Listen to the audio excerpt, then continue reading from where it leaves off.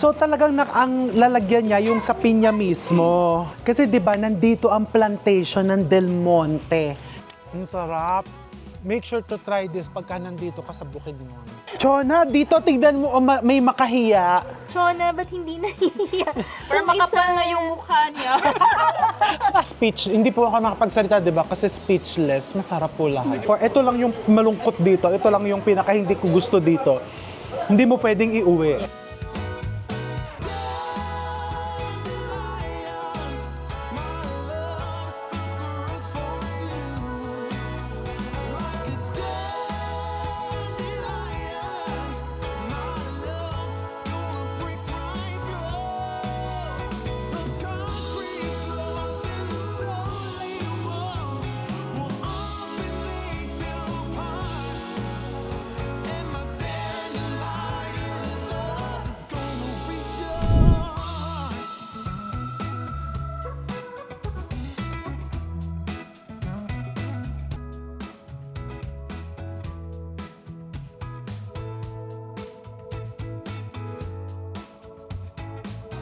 Nandito tayo sa Bukidnon actually for work. Pero since this is our last day, pwede tayo mag-ikot-ikot and nagbiyahe kami papunta dito sa Barangay Dahilayan. And ito po, nadaanan namin. Sabi ko parang maganda doon. Nandito tayo sa Kumaykay River Farm to have lunch. And balita ko napakaganda daw doon sa loob. Halika, pasukin natin.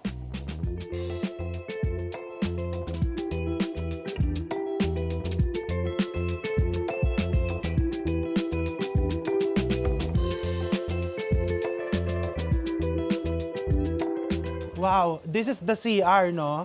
Tignan mo, very unusual na pagpasok mo, CR agad. Parang gusto ko maki-CR, ang ganda. There's a bathtub and beautiful painting. Ang ganda. Diba? Buti na lang bigla ang trip tayo dito to have lunch. Ay, and this is the kitchen. Oh, wow. Hello, Chef JJ. Good morning. Good morning. Naku, ang ganda po ng kitchen nyo, open kitchen. Chef, ganong katagal na po itong restaurant? This restaurant has been open for 2 years, almost 2 years now. Almost 2 years. Yeah, but I started cooking since 2015. Since but 2015. By appointment only. By appointment, dito na din po mismo. Ah, doon. Wow. So you live here. Yeah.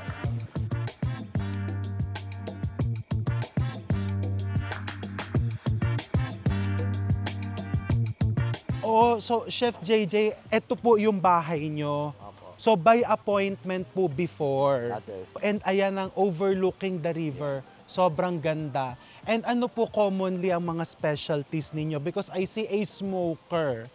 Right now, when I used to cook by appointment, it was like avant-garde. No? Yes. Degustasyon kasi, tasting. Degustasyon, yes. But now, since we're open to public, so I have to create a menu. So we have smoked pork, beef, we have steaks, we have like foie gras, Wow, may foie gras, ha? yeah, Yes. and salads, Salads. pastas, pizzas. Okay, wow. So international, taste of international here in Bukidnon with this beautiful view.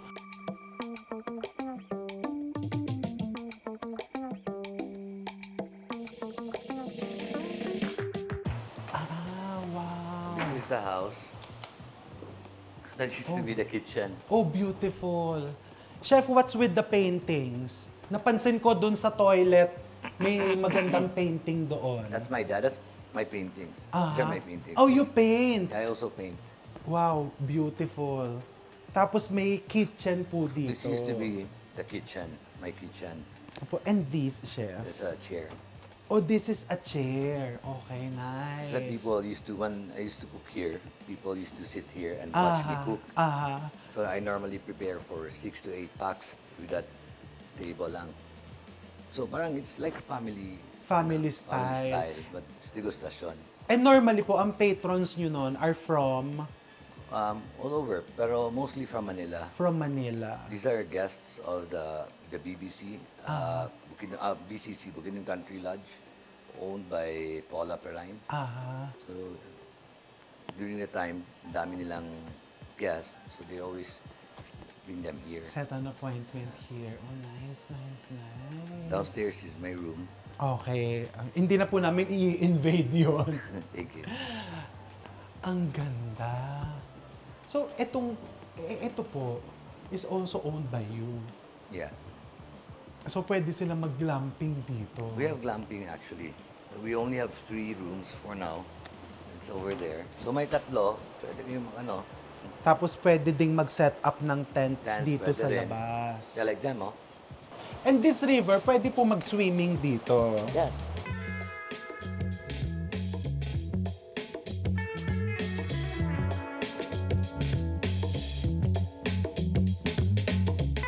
And I see, dun sa labas po, parang may vegetable garden. Sa Yeah, inyo kasi din po farm to- yun. farm to table Farm to tayo. table ang concept. Wala pong notice ito. Bigla lang po kami dumating. I know. Kasi actually, it's really unplanned. So thank you very much, Chef. You're And welcome. we're looking forward to try your food.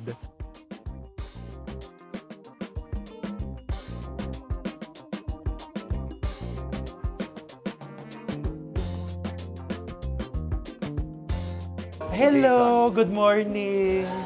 Hello, hello, good morning. Mabuti. Jason. Hello. Hi guys. Kasi ang lapit lang po eh.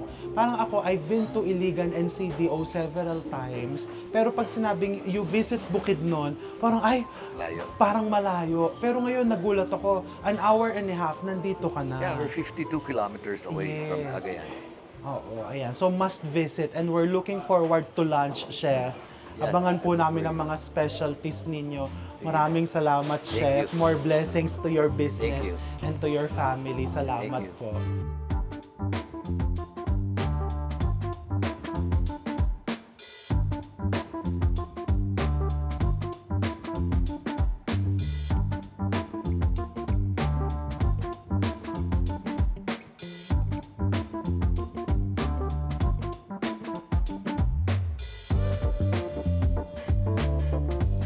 So this is the Caesar salad, the classic Caesar salad, and this is vaquero salad. Vaquero parang cowboy salad. Kasi dito po sa Bukidnon, mapapansin nyo, pagka pumunta ka sa mga restaurants, more on meats, more on steaks. Kasi 'di ba, yung cattle is one of the industries dito sa Bukidnon. May mga ranch. Oo, may mga ranch, 'di ba? Yung mga haciendera. Ayan, so the Caesar. Alam mo, gusto ko dun sa Caesar salad nila kasi normally, 'di ba, you would put anchovies. Ang nilagay nila dilis na malutong, so may texture. And itong vaquero salad, mukhang may nilagay din silang pang texture. I guess breadcrumbs na may garlic, may mga herbs and spices. Very good. Kasi 'di ba normally ang salad is sa iba parang boring. Pero dito kasi with the flavors, textures na elevate yung salad. Ang sarap.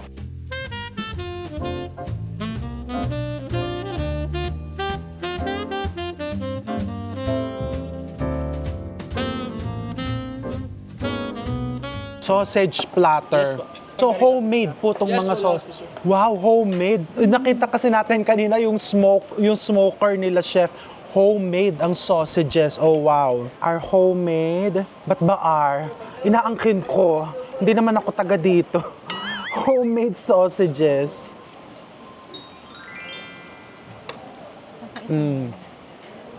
You know, anything homemade is good. Chorizo. Ang loob, oh. Ang ganda. May mga ano pa, parang may mga herbs. Yung chorizo on a sweet side.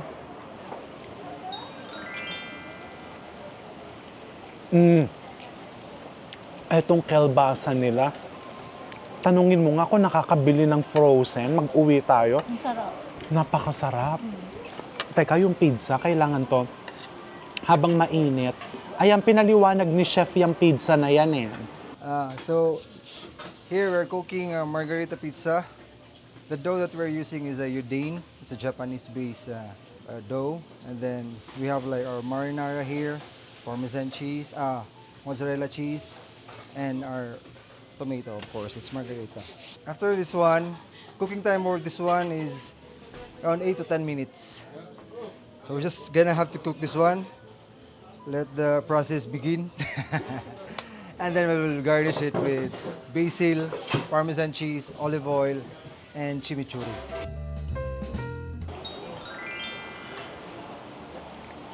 Anong say mo? Fresh. Yung mga, alam mo, well, hindi complicated walang complications. It's just a good pizza dough, homemade pizza dough, homemade sauces, fresh tomatoes, fresh basil, and then that's it. Excuse me, alio-olio pasta. Ay, ayan. Ang favorite ni Nanay Rose na pasta. Sir, this is our smoked beef with mashed potato po. Oh my God. Excuse, mas masarap to sa pizza, sir. This is our chimichurri. Oh, ito naman pala kasi, may ganito, may chimichurri. Atat na atat kasi. Chimichurri and then chili sauce. Lagyan natin ng chimichurri. Chimichurri is just a chinimichurri. Alam mo kung ano yung chimichurri. Nababasa ko lang, pero It's just a sauce na parang made with fresh herbs such as parsley at kung anik-anik pa, garlic. Oo nga.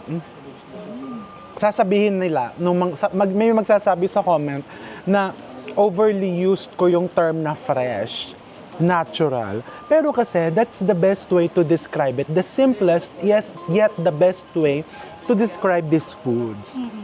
Yun lang yun. Na ngayon, medyo bihira na. Kasi, di ba, bihira na din yung may farm to table eh. Ito kasi, yung basil, lasang-lasa mo talaga yung tamis niya, yung freshness. Kasi dyan lang pinitas sa labas.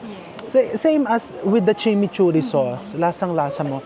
Yung smoked beef. Kasi yung smoker nila, dun sa likod, napakalaki. Parang pwede kang sumilid dun sa loob. May aioli yung kanilang alio olio. And malaki yung serving, ha? Parang talagang good for sharing. Al dente yung pasta.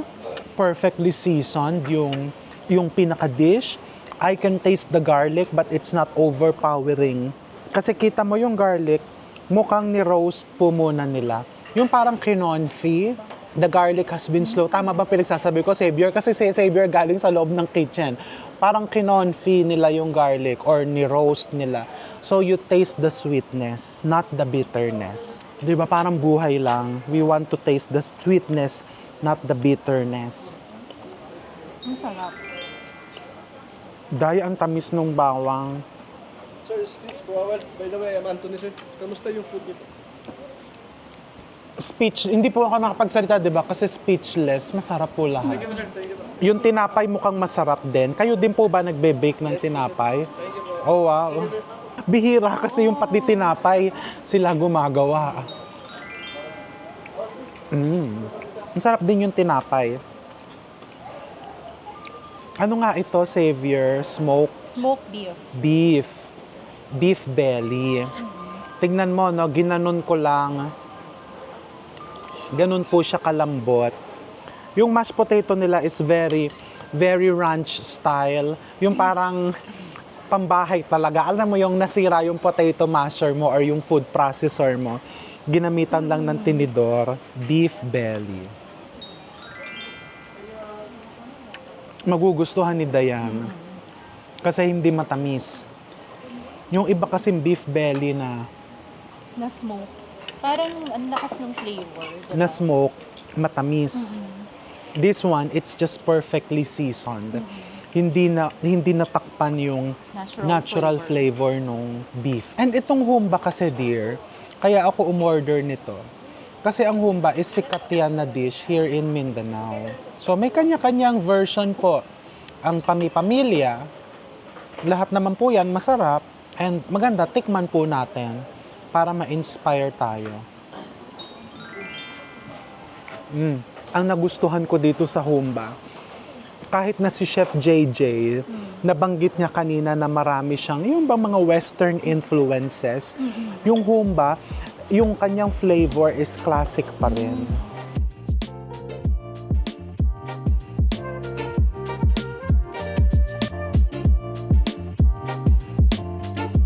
This is the rib-eye steak. Ang in-order natin is medium. Diba? Very soft. Sarap po. Perfect. Dapat naman pala kasi nilagyan natin yan. Ano yan? Parang spicy na pesto. Hindi ko malalabanan yan kasi wala na po akong tanim na basil. Ang sikreto lang naman kasi sa masarap na pesto, kailangan yung basil mo ay fresh talaga. Good quality basil. Minsan when we buy from the grocery store, yung pag may mga itim-itim na, medyo na-oxidize na yun.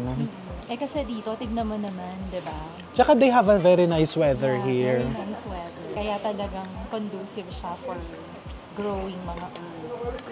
For growing everything nice. Diba? Ayan. Okay, so we're going to continue enjoying our lunch. Tapos maya-maya, mag-ikot-ikot tayo sa, ayan, tumitila na yung ulan mag-ikot-ikot tayo. And yung dessert, I think may mga dessert din sila dito. Yes. Pero kasi may pupuntahan tayo. Pero pwede natin I-try natin ang dessert nila. Pero may pupuntahan din tayong isang nabalitaan kung dapat hindi mo palagpasin kapag ka nandito ka sa Bukidnon. Ang food talaga dito, masarap. Masarap ang food. Maganda yung surroundings, Oo. yung view. Tapos may isa pang maganda, Ano? yung service. Akala ko ako eh. Yung service, Yung actually. service. Kasi kanina, habang ini-interview mo si Chef, meron akong nakausap na friend niya na actually akala ko owner din siya dito. Pero sinabi niya na friend sila ni Chef na kaya sila nandito is to help on the customer service side. So, gusto ni Chef na maganda yung customer service dito sa restaurant niya. And sinabi nung kausap ko na friend na kasi syempre hindi lang nabubuhay yung restaurant sa isang magandang view, masarap na pagkain. Very important yung customer service. It's the total experience. Yes, it's the total experience. And you can see naman, di ba, even dun sa ibang tables, very attentive talaga yung mga servers nila. And yung servers nila, they are locals. Locals. The staff are locals. Yung, I think even the kitchen staff. So sila lang din yung nag-teach me. And so far, very good talaga. Yes, and the locals here are very hospitable. In this region. Well, Filipinos in general. But here in this region, since first time namin, nagulat din ako na, ay, di ba, ang ganda ng ano dito, very welcoming. Na nagiging slowly kasi this is becoming a tourist destination. According sa Mga aming locals, kasama yeah. dito na Sila kuya, mag-hi mag-hello naman kayo. Hello kuya. Ayan. Well, sana lang, no? Because ang ganda talaga. Katulad nung binanggit ko sa isang vlog natin na pahiram lang sa atin ng kalikasan. So we can use it, but we should use it wisely. Sana lang talagang ma-maintain. Yes. So, Kasi one of the challenges kasi kapag ka nagiging saturated with tourists, medyo nagkakaroon ng impact with the nature, with the natural environment. So, bisitahin nyo po ang Bukidnon, this area, but let's be extra responsible. Dami ko na naman sinabi, bakit ba? Beauty contest ba yan? Na meron kang may mga pa-be extra responsible. Hindi naman po, kasi 'di ba? Ang ganda eh. ang ganda. So maganda yung iiwan mo din sa next generation is mas maganda pa.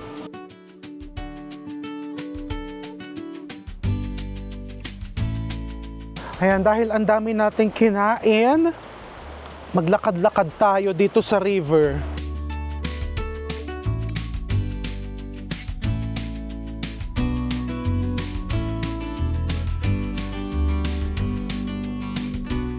If you're planning to go here, dito po sa Bukidnon, FYI lang po, almost every day, particularly in the afternoon, ay umuulan.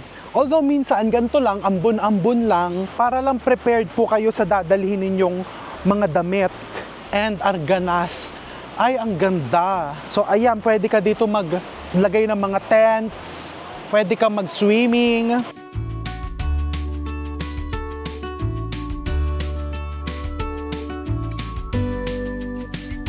Ito yung sinasabi ko oh. Yung dapat wag po ganito. Kasi pag iniwan nyo ho yan dyan, tapos pumunta yan doon sa ilog, ayan, tumawid tayo dito.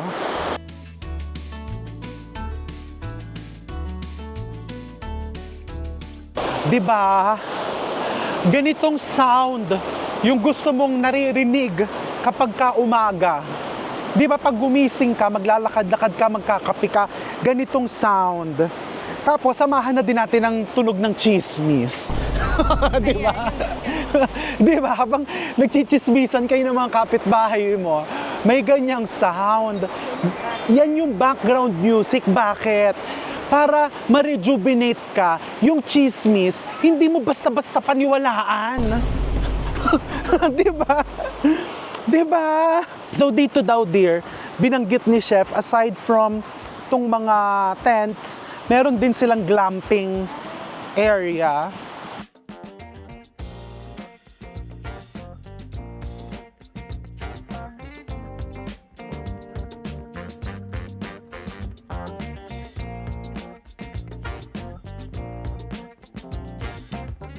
Our passion fruit here. Then over there we have also the cucumber, Oh, herbs. We have parsley. oh, so ito yung passion fruit. Yes po.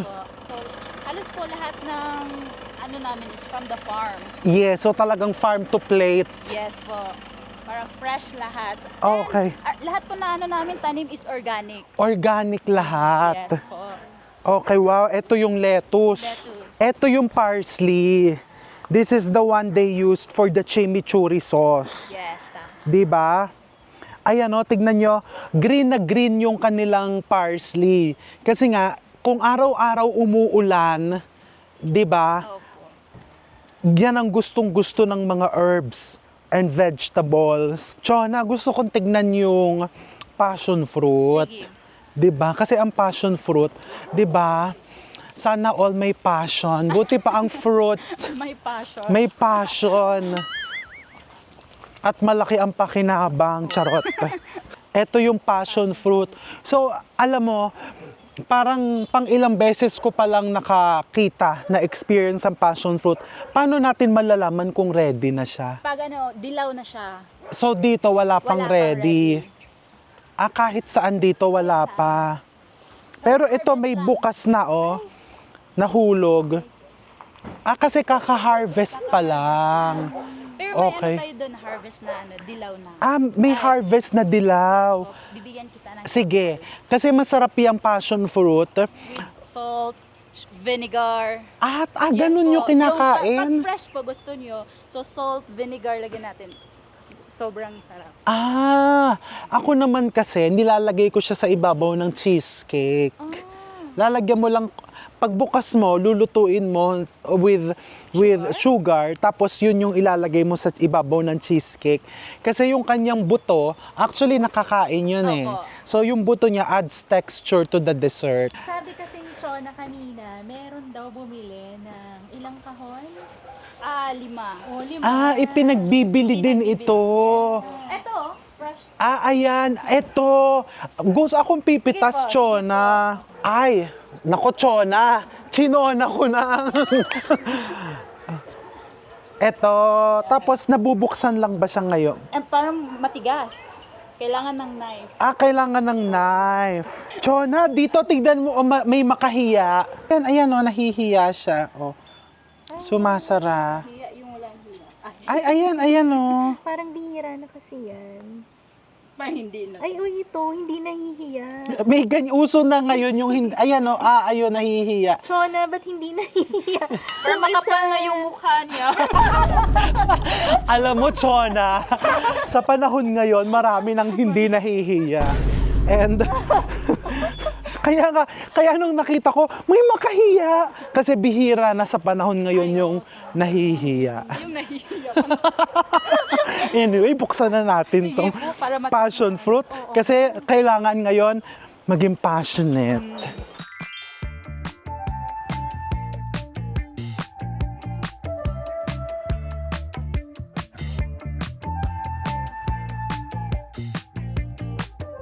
Okay, slice the passion fruit. I-ano natin. Then, pwede din natin lagyan ng salt and the vinegar. Ito na mismo. Yes po. Ikukutsarahin ko na mismo. Kutsarahin yan. Tikman muna natin without the salt and vinegar. Sobrang asim. Ang asim. Oo, so sa the vinegar. So kung maasim na, ba't lalagyan pa ng vinegar? Di ko rin alam, pero pag natikman mo yung with vinegar and salt, parang mas masarap siya. Sobra. Ay, Chona, ikaw na talaga. Si Chona na talaga. Nawawala yung asim niya. Parang Yes, nakabalance. nabalance yung asim nung nilagyan ng suka at asim. Mas asim pa. Hindi, nabalanse talaga. Mas sumarap. Nako, Chona, thank you. Ayan o, ang ganda ng passion fruit. Baka hindi mo na yan ilalagay sa cheesecake. Tapos susunod, kakainin mo na. Ilalagay ko pa din, huwag ka mag-alala. Pag ginawa ko tong passion fruit cheesecake sa bake shop, gagawin natin Chona's cheesecake. Chona, thank you very much. At sa lahat ng bumubuo ng Kumaykay River Farm, maraming salamat po for the warm welcome, delicious food, and syempre the beautiful ambience. Sana po makabalik kami dito soon. Thank you so Thank you very much. Thank you. At salamat sa farm tour. Wala pong problema. Anytime. Basta Yes. And Chona, mamimitas ako doon, ha? Magte-take out ako ng mga produce. Salamat Sige po. Thank you. bye-bye po. Beautiful experience. So pagkaubos ko nito, halika na sa next stop natin. Bumalik tayo sa Camp Phillips dahil narinig ko meron daw po dong napakasarap na ice cream.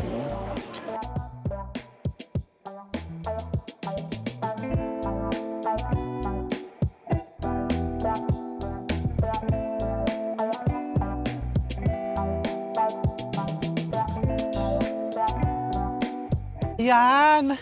Napatigil tayo sa kalagitnaan ng highway kasi nabasa ko for sale sweet corn and binake. So ito pong binake is a popular delicacy here in Northern Mindanao, pati din sa Cebu. Ito po ay parang tamales, pero they're using sweet corn. Okay, magkano ho ang isa? 100 per pack, sir. Pabili ho ng isa. Ito yung binake. So, matamis ho ito. Uy, dear, tikman mo. Parang corn muffin, parang polenta na. Ang sarap. So, binake, 100 per pack. Make sure to try this pagka nandito ka sa Bukidnon. Parang masarap siyang, saan nyo ho kinakain to? Anong inuulam nyo dito? Wala po, pares po ng kape. Pares ng kape. Pero parang masarap siyang kainin with humba. I-try natin. Di ba? Parang masarap with humba. Pag may mga sausage, barbecue. Perfect. Yung ganito po, gaanong katagal tumatagal? One day. So, kailangan kainin mo na yan dito. Huwag mong ipampasalubong kasi baka mamaya masira sa biyahe. Tsaka, alam mo, kaya siya malasa. Doon kasi mismo siya niluto sa balat ng mais. Niluto mismo. Okay? And they use native corn.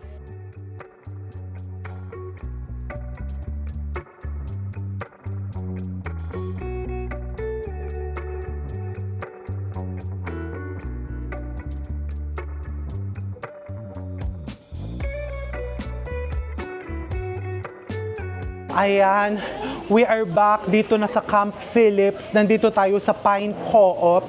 So dito po, yung mga pineapple pasalubong. Kasi 'di ba nandito ang plantation ng Del Monte.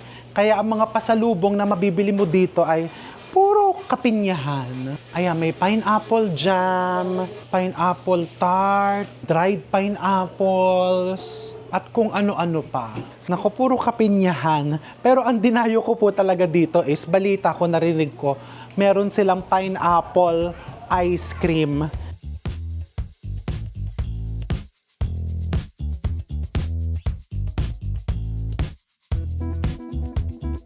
Ayan, isang freezer na punong-puno ng pineapple. So, ice cream ang nasa loob nito. Pine Co-op, gawa ng Co-op, pineapple ice cream. Dear, gusto mo din? Ha? O, dalawa. Tig-isa tayo. Magkano po ang isa nito? Ay, hello, madam. Hello. Hello. Hello, madam. Halika dito. Ano pong pangalan ni madam? I'm Marjorie po. Si Ma'am Marjorie. Yes po. Kayo po ang namamahala dito Yeah, sa opo. Pine Co-op. Yes po. Oh, wow. Wow, wow. Kaya Welcome pala, po. ayan, naka-uniform si madam. Yes. Madam, balita ko po, dinarayo ito dito. Yeah, totoo. Totoo po. Marami pong pumunta dito just for to try the pineapple ice cream The natin. pineapple ice cream. Opo. Ano po ang istorya nitong pineapple ice cream? Paano siya nagsimula? Bakit nyo sinimulan? Okay, so kasi we are in the land of pineapple plantation, Yes. no? So I've come up to my mind na why not make into something different instead of pineapple fresh, gawin nating pineapple ikaw refreshing. mismo, kayo po mismo yung ang... nag-conceptualize po. Oo, bongga, Yeah, ha, oo. bongga. Oo, tapos, paano ginagawa? Ano ang mga sangkap? As to paano po ginagawa, meron po kaming manufacturers. Yes. Yeah. Ginawa namin is pinadala namin yung pinya doon, tapos pinagawa namin ice cream. Pinagawang Yun lang. ice Opo. cream. Pinagawang ice cream. Oo, sige, tikman natin kung talagang kinakailangan ninyong dayuhin itong pineapple ice cream na to, bayaran po natin.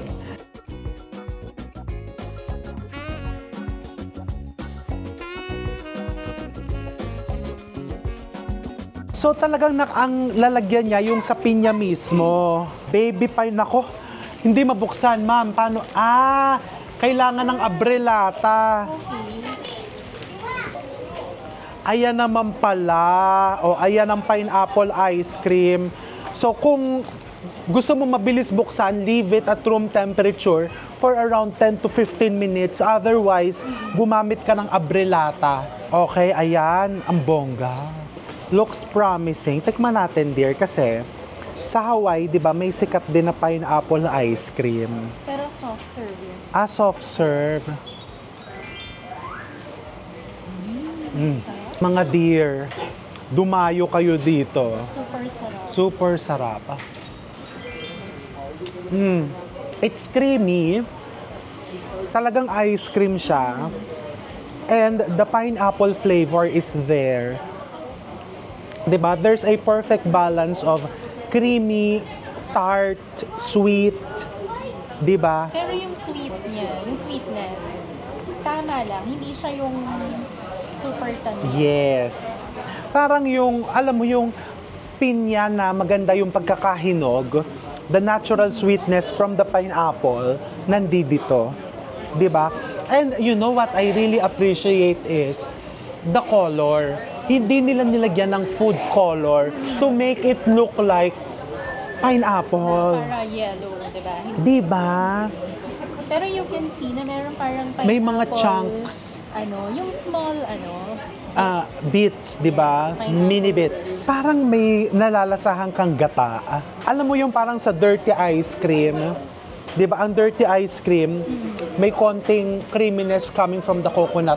Hula ko lang po yun, ha? Hula ko lang. Alam mo yung itsura nito? Ma'am, may gata po ba ito? Wala. Wala. Wala. Okay, o, di ba? Hindi ko alam kung saan ko nakuha. Baka sa dulo ng dila ko.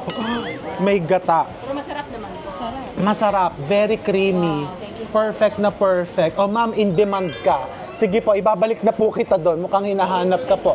Thank you very much. Alam mo yun, naalala ko dito, the moment na binuksan mo, it's like a fine dining dessert. Para kang kumakain sa isang 3 Michelin star restaurant. Alam nyo, basta dumayo na lang po kayo dito. Dumayo kayo dito. Again, Bukidnon is only an hour and a half from CDO. From the airport, Lagindingan Airport. From CDO, less than an hour. Traffic permitting. Ang sarap. Diba? And madami ka pang produkto with pinya na pwedeng ma-explore dito sa area na to. O ayan, salamat po for joining us sa aming short but super sweet na Bukidnon food trip, 'di ba? Ang pinya, sabi niyo akala ko ba tapos na? Kasi ang pinya delicate yan eh. Kapag ka hindi mo nagamit ng maayos in a dessert, hindi lumalabas yung kanyang natural flavor. For this, talagang it's a perfect concoction. Napakagaling. 'Di ba? But ito lang yung malungkot dito. Ito lang yung pinaka hindi ko gusto dito. Hindi mo pwedeng iuwi. Yes, matutunaw kasi. Yes. Kaya pasensya na po sa mga nanonood na taga-malayo. Dumayo po kayo dito. Ayan na, bye. Thank you for watching. Bye.